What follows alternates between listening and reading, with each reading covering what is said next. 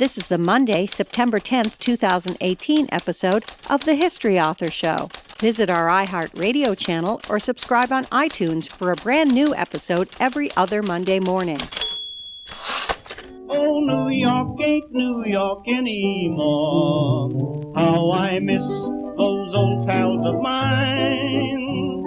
The sawdust is gone from the floor where we harmonize sweet Adeline.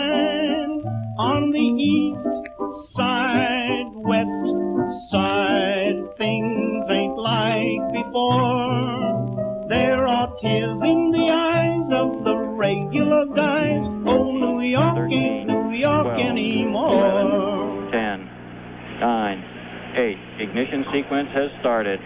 6, 5, 4, 3, 2, 1, 0. We have commit and we have liftoff. Hello, history lovers, and welcome. I'm your host, Dean Karayanis, and this is the History Author Show on iHeartRadio. In this episode, our time machine rockets to the moon and nearly misses. Aboard the ill-fated Apollo 13. Saving our mission is the African-American woman whose mathematical know-how guided the trio of Jim Lovell, Jack Swigert, and Fred Haise back to Earth safe and sound. As a child, Katherine Johnson loved math. She just loved it. Sort of like the Count from Sesame Street who'd count everything. Boston cream pies, crickets, birds in the sky, anything. He just loved to count. She was a gifted student, and she had a boundless curiosity to learn more about the science that makes the world work. She even skipped some grades in school and triumphed with her family support to learn despite the segregated schools of her era. She went on to build a career where the heroes of the space age would trust her, and only her, with their very lives. Bringing an out-of-this-world story to readers 5 to 9 years of age is Dow Phumiruk, whose vivid illustrations blast off in Counting on Katherine, How Katherine Johnson Saved Apollo 13. Dow is a pediatrician with a passion for art who enjoys adventures at home, hiking on the trails of Colorado, and she's also active on social media where she shares some of these smile-inducing illustrations that she produces. Visit her online at artbydow.com or follow her at Dow Phumiruk on Twitter. That last name is Phumiruk. And note that silent H lurking in there. Okay, now that we've strapped into the Apollo 13 capsule, let's join Dow Phumiruk to meet 3 astronauts in crisis who are counting on Katherine. Okay, Houston, we've had a problem here. This is Houston. Say again, please. Houston, we've had a problem. I'm joined via Skype by author, illustrator, and doctor Dow Phumiruk, who brings us in living color Counting on Katherine, How Katherine Johnson Saved Apollo 13. Thank you so much for making the time to chat with the History Author Show. Hi, Dean. I'm very excited to be here. Well, this is such a fun book. It's always great to touch base with your inner child if they're still in there. And that's a voice that I always try to cultivate and listen to. Yeah, we all have to grow up, but we don't have to grow old, right? Or maybe it's the other way around. The very term picture book, it's sometimes used as an insult. And yet it's a real craft and it means something to young people. Sometimes people just don't get that at a glance. And I find it's the same way with this. Your illustrations are so good, people may just gloss over them as if that's just a photograph. You just went through and snapped a lot of pictures of young Katherine Johnson. But these are all your skill. It's just such wonderful illustrations. Bring us behind the scenes of how you bring a story like Counting on Katherine to life. How did you as an artist bring your talents to the project? Well, thank you for all those kind words. And honestly, I'm part of the camp that believes that picture books are for all ages, really. So I'm glad you've enjoyed this book. I think I'd like to say that it feels like just good luck that brought me to this project. But in reality, it's a complicated journey, a long journey, and I think many artists have a similar path to publication. We learn to draw and we practice and we improve. And then at some point, our work is noticed by the right person. In my case, I started seriously pursuing art in 2011, and I joined a society called the Society of Children's Book Writers and Illustrators. And really, I have them to thank for helping me get to this point.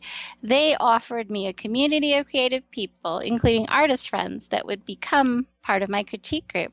They gave me opportunities to learn the ropes about the industry and to showcase my work. And 4 years into being a member, I met my agent, Deborah Warren, at East West Literary Agency through a local SSCBWI event.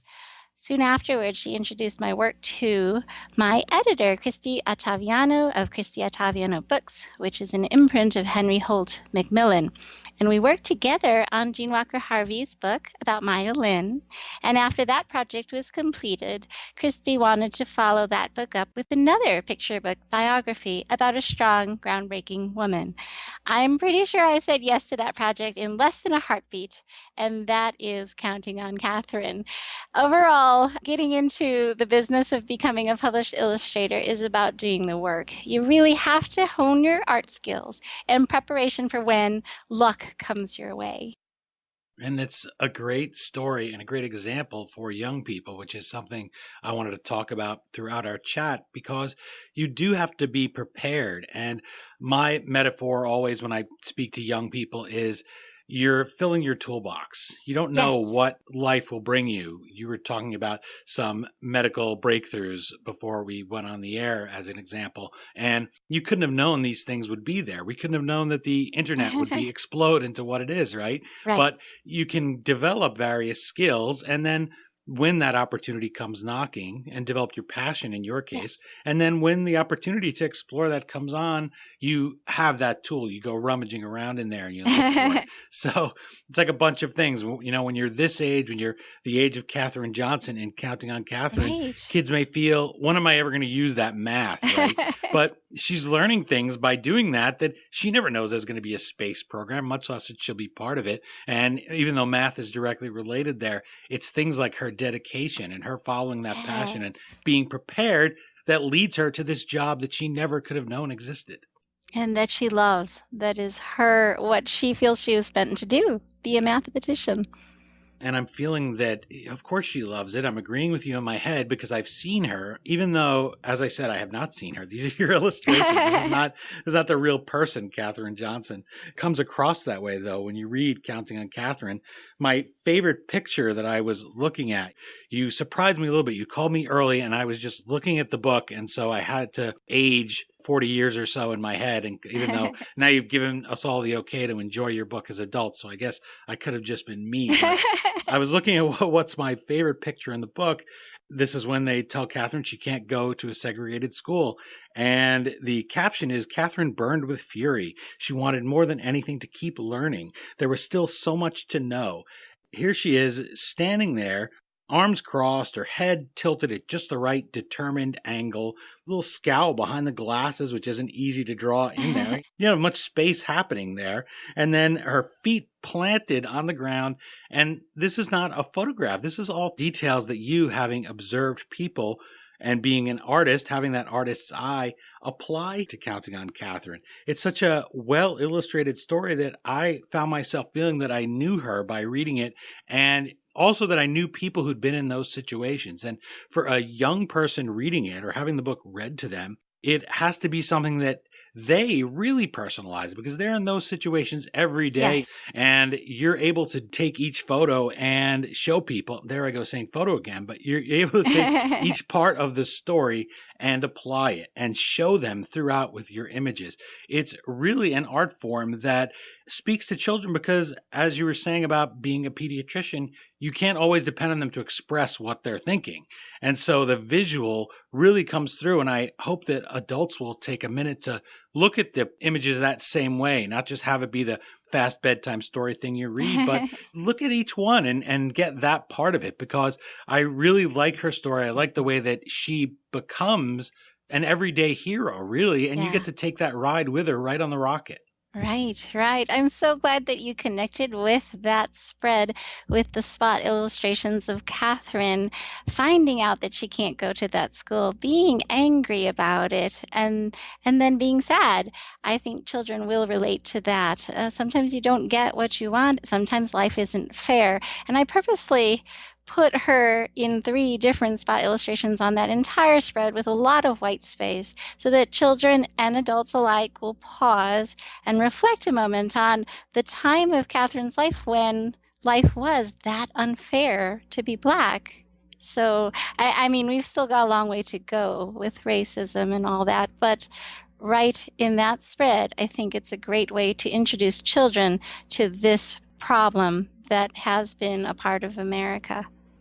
That's the rest of her life, that white space. And it's also, yes, she's sad, yes, she's angry, but she finds a way to excel. And she doesn't say, these doors are closed and they're going to be closed forever. She goes about filling that toolkit. Yes. She has a very supportive family that helps her fill that toolkit and doesn't tell her just give up and just do some lame job. They recognize that in her. And eventually it is a very beautiful American story. I mean, what could be more shattering of the ceiling than here we're going to the moon and you get to be part of it despite all the bad things. Exactly. They can fill that white spot with their own dreams on those pages and recognize her determination. Yes. It's really a story, speaking again of the young little Dean with much more hair and those big brown eyes that I used to have. It's like, well, I still have brown eyes. But anyway, you look back at yourself as a child sometimes and you say, what would he think or she think of that book?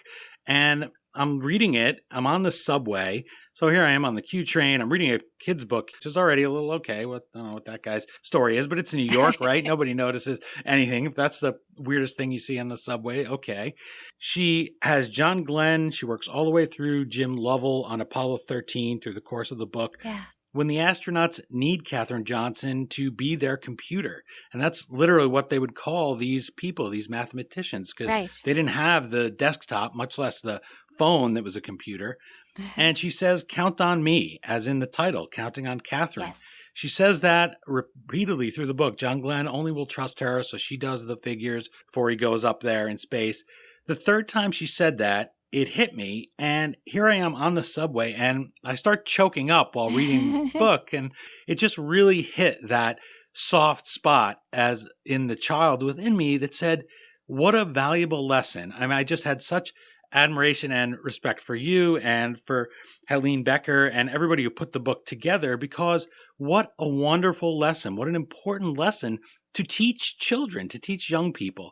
If you can be that person who, when you're faced with a tough task, and in Katherine Johnson's case here, an impossible task really of bringing these astronauts in a crippled spaceship back to Earth, that you say, count on me, that you don't complain. There's plenty of things to complain about. There's plenty of unfairness in the workplace and in life.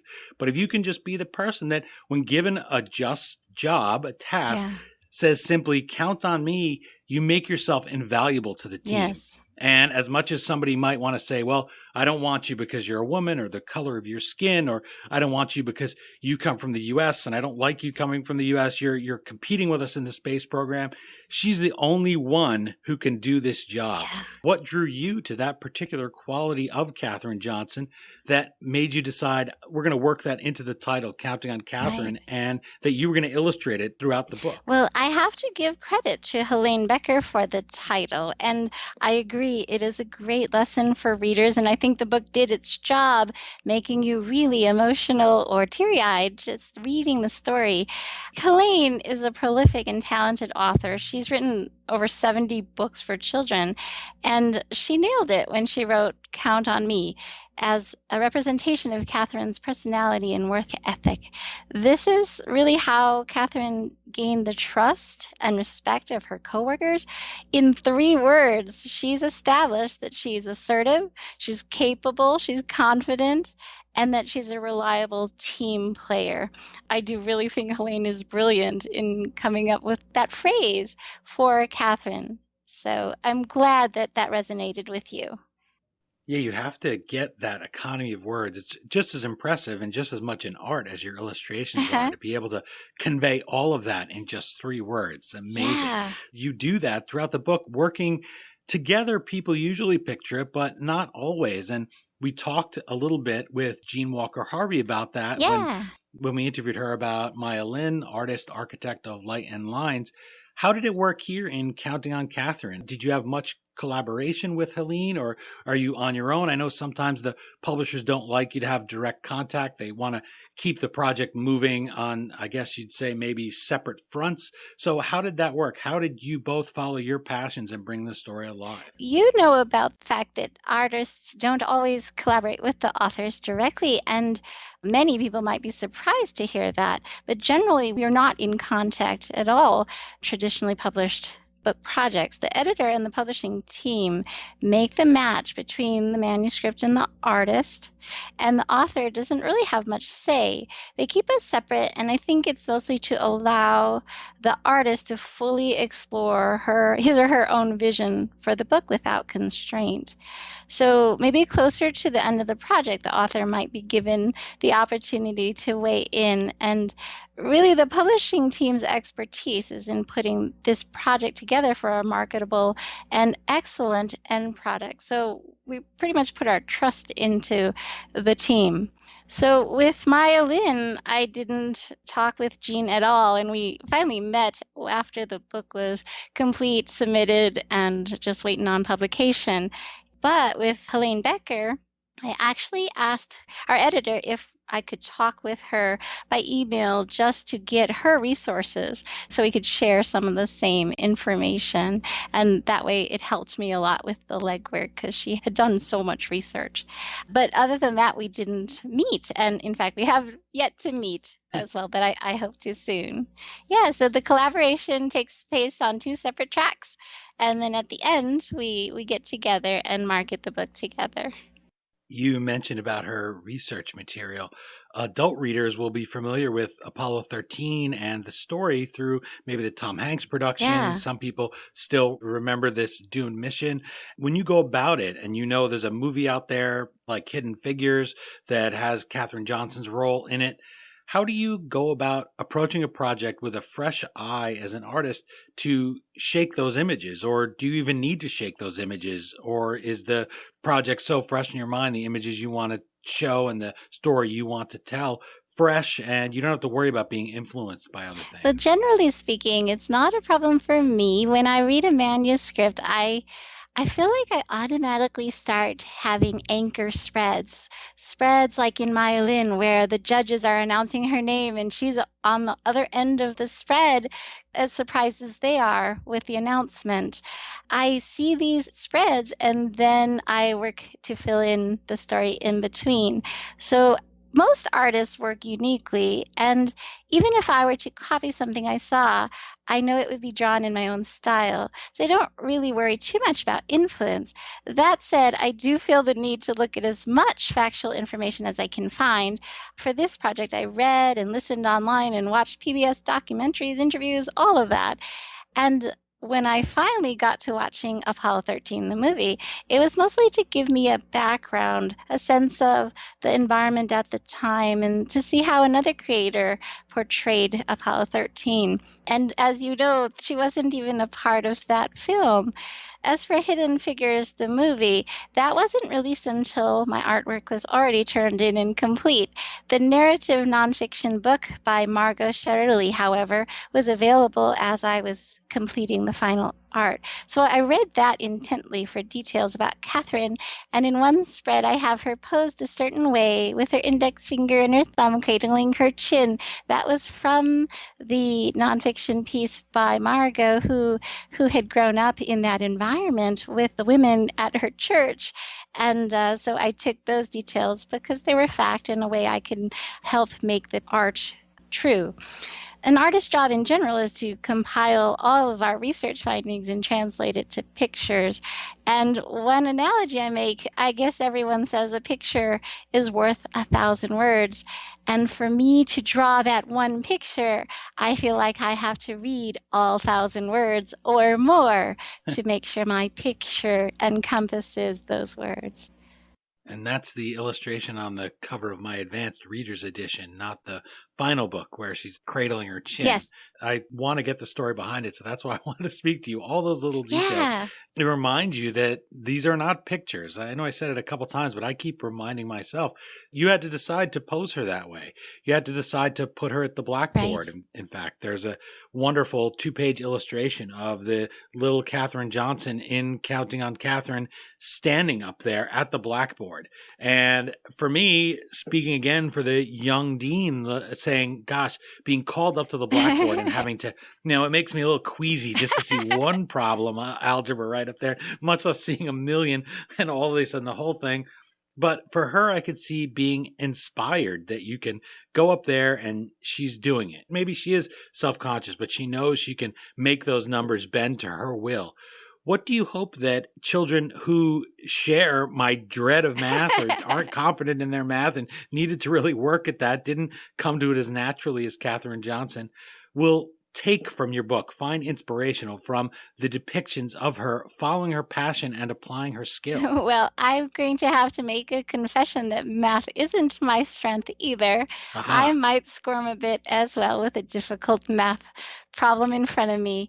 But I hope that kids will see that this child follows her passion to a successful career. And it really doesn't matter what the subject is, right? The art, math, reading, playing a sport, it really doesn't matter as long as you're working hard towards what you love as a goal. I'm hoping kids will take this away, that a child who dreams can one day be an adult who make that dream a reality. One of my favorite quotes from Katherine is when she said, there were no textbooks. I don't know if you saw that quote somewhere, but she had to write them. She said, we had to write them. And this is mind-boggling to me, of course. And I hope this quote inspires children and people of all ages to think beyond what others have already done, to imagine that maybe they are going to grow up and be the ones who will write the textbooks. So it's okay, I think, if you don't like math, I think this story will still be an inspiration. And by the way, I wanted to ask you if those are actual math problems behind you there, or behind Katherine. Yeah, that's a really good question, since I just confessed that math isn't my strength. Yeah.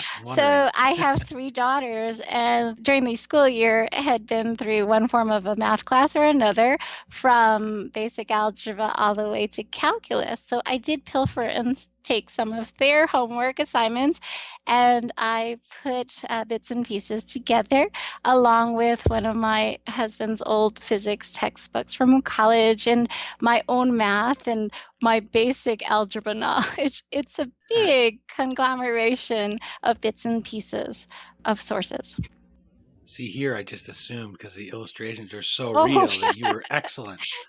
I assumed, there must be some real clever math joke in there. No. Somehow people tell me that there are math problem jokes. I can't imagine one, because I've never found one of them funny, but you never know. So I guess they do exist apparently. So that's great. Right. I think some people might be math prodigies, but most of us aren't born experts at things like that. We learn it little by little, and that's what I did, taking that math and putting it in the book little by little. How fortunate for those astronauts that Katherine Johnson was, because that's the difference between them coming home. And it's a pivotal moment, really, in history that they come back. Imagine the difference if they had just unfortunately died on there, just gone spinning out of control. So it really is finding your place. And if she had listened to those doors that were slammed in her face, like in Angela's Ashes, the father tells Frank McCourt, never let anyone slam a door in your face again. You're never going to. If she'd accepted that and just said, okay, I'm just going to live my life quietly penciling math problems in the corner, imagine how history would have changed. And you never know. And any one of your readers could have a moment like that where they're called upon and we need their passion to propel not just the United States, but the whole of humanity forward and here into the stars. I just love it. It's amazing to think about that. It really is. I read at your blog, artbydow.com, that you primarily work digitally, which also surprised me. Here we go, another tool that didn't even exist 30, 40 years ago. Tell us how you first started drawing when you were the age of your readers, 5 to 9 for this book, and then walk us through your transition to the computer technology. Okay. When I was a child, I drew all the time, and I mostly used pencil and markers and copied a lot of the artwork that I saw in, say, Richie Rich comic books or Casper the Friendly Ghost or Hello Kitty, things like that. I got pretty good at it, but I kept finding people who were better than I was at drawing. And this really took away my confidence. It led me to believe that I wasn't meant to be an artist. And then my family wanted me to pursue a stable career in medicine, which I did. But when I got older and stayed home with my children for a few years, I revisited arts and crafts with them. And I realized how much being an artist is such a big part of me. So I went back to art and I tried all different types of media, from oil pastels to ink to pencil again. And after nearly a decade, I discovered digital tools, again, as a direct result of interacting with fellow artists that I met through the SCBWI organization.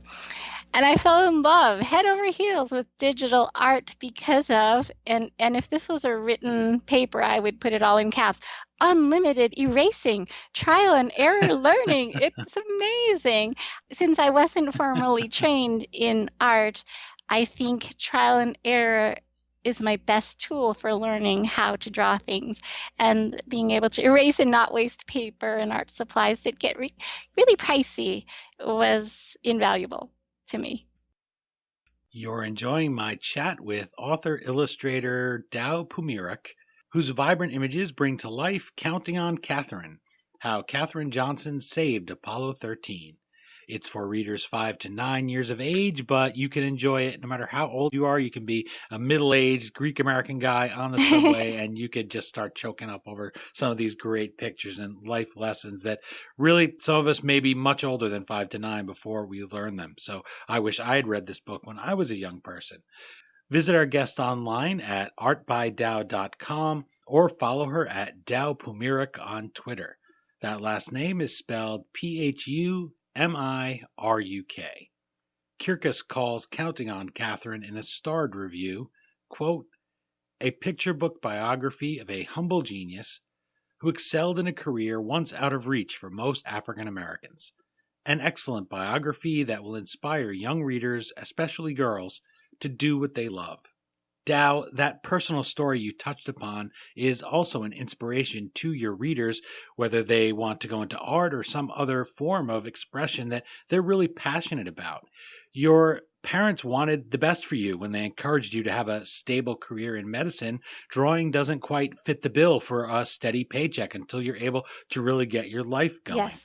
Having gone from medicine to writing myself, I always remind young people of that idea. I mentioned the toolbox, that there's always time to chase that passion or even change careers entirely, or as you have done, have a whole second career. So tell us a little bit about how you made that switch beyond what you just mentioned to us, because it has to have been something where you still had that little voice of your parents saying to you, oh, don't do that. I love that you had to become a parent yourself before you understood the meaning and the love behind those words. That Yes. It wasn't just a no, because I think young people will relate to that too, that this wasn't a no, you can't do it. But I think children, we often hear that. We hear, no, you can't, don't do that. Right. We don't understand wait, right? We don't understand wait for that cookie until after you eat. We hear, oh, I can't have the cookie. I want the cookie right now. And so tell us a little bit about that, because I like that you, with your children, start to hear the voice of your parents differently. And it's time now for you to pursue that passion. Yes, well, I'll start by saying that I love both careers, really. My journey into illustration began actually for a different practical reason. After I completed my training in my pediatric residency program, my husband and I, made the decision as parents to be sure that one of us would have a more flexible job, maybe work part-time, so that there was always someone available for our 3 girls. We are so lucky that we were able to make that work for our family. And in fact, I stayed home with my girls for 4 years. And during that time, that's when my creativity resurfaced.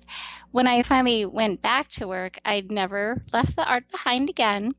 And what was meant to be a flexible at-home time with the kids eventually evolved into another career.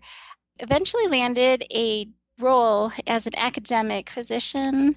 I serve as adjunct faculty in the Department of Primary Care, teaching first and second year medical students at Rocky Vista University, College of Osteopathic Medicine.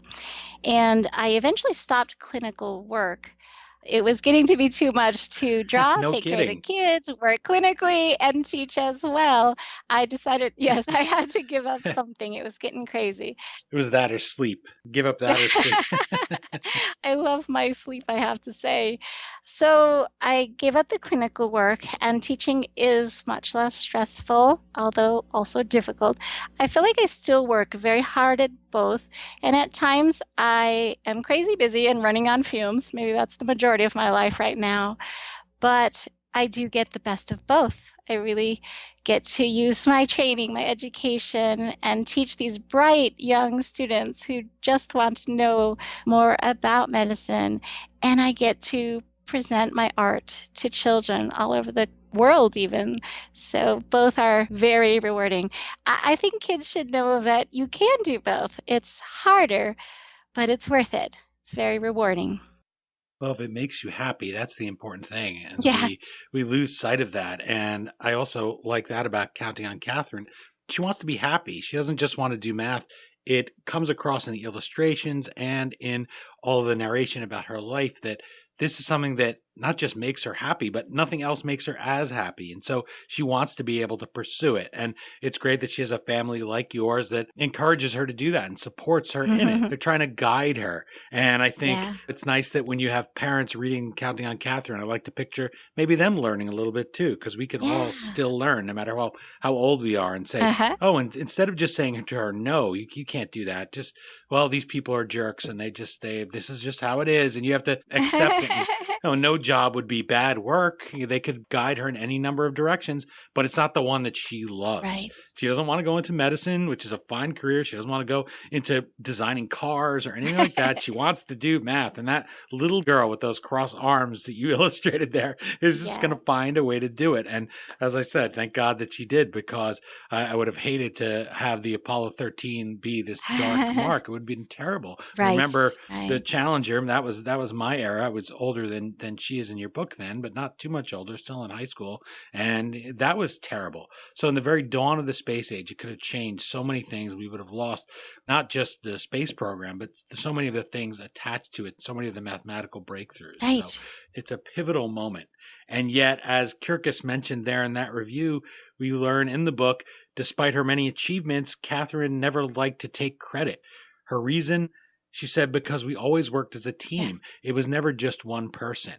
When you read an enlightening character statement like that and all of those thousands of words that you have to read for you to make these illustrations come to life, how does it influence your art? How do you depict those things in a young Katherine Johnson? For instance, she's standing in front of colleagues who superficially look nothing like her. How does the character statements influence your writing just as much as when somebody gives you a great gift, I assume, like, oh, the chin, holding her hand there, the chin. How does that influence your work and make you decide, okay, I'm going to bring it to life this way because I see she's a humble person? Yes, yes. That quote is one of my favorites, and it really does relay her humility. And in drawing her, I would keep that part of her personality in mind, being humble but assertive at the same time to get the job done, because lives depended on her accuracy.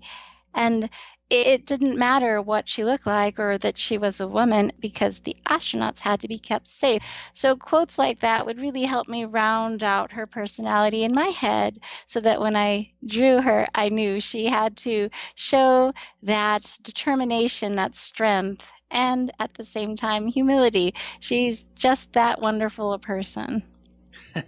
It's nice to draw pictures of somebody who is wonderful, you respect so much, and it's so inspiring. It's really nice. And I liked reading about her, therefore. I liked looking at it. You really did keep the adults interested, and that's something I've had other authors of children's books tell me. They say parents are the ones that are reading that book again and again and again. So we have to keep their interest just as much as the kids. So Yes. people tend to think, well, gosh, it must be easy to write kids' books. You just throw a bunch of various pictures there, see? And every author of children's books that I say that to laughs exactly like that. Yes. So Yes. that brings us to how you work in those small, intricate details so that your work comes to life in things like the math equations, and it keeps those adults finding new things even after they've read the book 10, 20, 30 times before bed. Do you think of the parents a little bit, even as you're trying to make the most of the book aimed towards the kids? Well, that's so funny because I would love to say that I think about the parents all the time, but no, I'm actually thinking about myself. I love details. I love putting details in art. It's probably my favorite part of illustration. I'm not really one to do a fast piece with minimal line work and color. I really love to zoom in on different parts of the art and add details everywhere. Honestly, if I didn't have a deadline for my art to be turned in, I probably would never finish a project because of the details. So I love for my art to tell its own story almost alongside the author's story. So that part for me is a delight. You had one illustration on your Twitter account at Dow Phumiruk, and it's the smelly monster, and the little girl is pushing him into the bathtub. So how do you get things like that? Are you working on a new project? Do you have another one coming up? Or are there times when you just get an idea in your head and you are fortunate enough to have the internet where you could just share those and let them go out and make folks like me who are following you smile and laugh? Well, I do think the internet has a lot to do with the success of current artists that are breaking out more recently, just because we really have this huge platform to share our work. I generally get ideas just looking around me, around the world. And actually that monster, one of my favorite monsters, was part of one of my early pieces called See-Through Bob's First Checkup. And it was less marketable. So I decided to make that same monster and the same little girl in that manuscript, that dummy, picture book dummy, into a not see-through monster and just being a character who doesn't like taking baths, but he smells really bad and she's going to make him do it. And I just like their interaction. Characters really grow on me when I draw them. So they're a recurring theme in my art. It's a confidence that you have in your abilities now that you've honed, that something like smell you can depict so well, a smelly monster, right? And so, it's not something that jumps off the page, and yet we all can imagine whether it's a wet sheepdog smell or whatever it might be. And I won't ask because you said you observe things in the world, and those are what inspire you. So I'm not going to look under your bed if I'm ever in your house. And I'll let your husband check under there. There's a monster apparently. Well, I guess he doesn't have to look. He could smell the smelly monster in the closet or wherever this smelly monster lives. But I'll close now and give you a chance to go hose him down, perhaps push him into that claw-footed tub of yours. So that's great. I wanted to know. I want to see more from the smelly monster. I hope that you'll draw him some more and we can really watch him in his whole life. Maybe he's gonna go to the hair salon or something. That's really clean up his act. That's right. Stay tuned. He might be coming up in a future picture book. You'll see. Well, we're about to come to splashdown here for Counting on Katherine. We have time for one final question. I want to give you a chance to make your pitch to those parents with the Amazon accounts and the power of the purse. Why should they choose Counting on Katherine to share with their pint-sized stargazers? Well, I'm going to borrow a few words from Helaine for this pitch and some of my own. So Counting on Katherine is a picture book about Katherine Johnson, an African-American mathematician who worked for NASA during the space race. Her story is a celebration of Black history and women's history in science. Her work and her mathematical genius was integral to many of the pioneering moments of space exploration, from calculating the trajectory for early missions into space to the start of the Space Shuttle program. Back before astronauts like John Glenn would trust a mechanical computer, to do these calculations, Katherine co-authored multiple scientific papers, and worked with tracking teams of manned and unmanned orbital missions. Her story should have been in the history books all along, but it wasn't until very recently that she's received her long-due national recognition, including receiving her Medal of Freedom in 2015. Helaine and I are so honored to help share her incredible life story through this book, and we think her story will inspire children to reach for the stars. Well, Dow Phumiruk, we are certainly fortunate that we can count on Dow to bring us great illustrations like those in Counting on Katherine. Thank you so much for giving me the paintbrush side of producing bedtime stories. I wish you the best of luck with the book. It's too bad it's taken this long to share Katherine Johnson's inspiring story. It's still not too late, though. I don't feel like it was too late for me. I would have loved to have learned about her when I was a young person. So I hope that anybody who has a young reader out there will take the chance. This could be the book that really changes their life. Who knows? Maybe we have a disaster someday on Mars, or we can't see what the future might be, where we need a young person who's followed their God-given talent that she really has here for math. Whatever it might be, I can't think of a better book to put in a young person's hands than Counting on Katherine. Thank you so much, Jeanne, for having me here. I enjoyed talking about our book and about this incredible woman. One last thing I wanted to say was, just like you say, in the future, who knows what children will grow up and do and become. And I think backwards sometimes about Katherine, and if her story had been widely known, what domino effect could that have had on today's world, the adults today, if they had known her story? Could we have had even more advances than we do now? I don't know, but let's keep putting stories like this out there. Yep, put this book right in that toolbox, because someday they're going to need to open it when the chips are down, be it astronauts that are in space, when somebody needs to count on you. Be able to have those kids open that toolbox of experience in their life and pull out Counting on Katherine and all of her great examples. Thank you so much, Jeanne.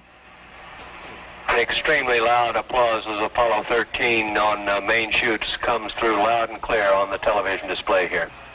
We have a report from the Iwo Jima that Apollo 13 at a distance of 4 miles from the ship. Again, the book is Counting on Katherine: How Katherine Johnson Saved Apollo 13. As always, you can find the Amazon link to purchase your copy at historyauthor.com. And we hope you will click through there, or even navigate using the Amazon banner on our homepage the next time you purchase anything from Amazon. You go to historyauthor.com, that banner rockets you through to Amazon, and Amazon.com gives us a small portion of every dollar you spend at no additional charge in your shopping cart. For just those few extra taps of your finger, you can help Ground Control keep our time machine humming like usual. My thanks to Dow Phumiruk for joining us and for giving us an illustrator's perspective on bringing this inspiring, hidden figure to life for readers 5 to 9 years of age. Visit her at artbydow.com or Dow Phumiruk on Twitter, where she shares some of those wonderful examples of her art, like the smelly monster at bath time. Wouldn't you want to see a smelly monster at bath time? So check her out. And remember that last name is Phumiruk. And while you're online checking out Dow's art, why not surf over to let us know what you think of the book and the interview on Twitter at HistoryDean or on our Instagram and Facebook pages. That's it for this Shooting for the Stars episode of the History Author Show. I hope you'll blast off with us in 14 days for our next all-new interview right here on iHeartRadio. And if you're an iTunes subscriber, please take a minute to leave us a review. Well, until our next trip into the past together, thanks so much for time traveling with us today, and have a great week. We still call it Broadway, but what's in a name?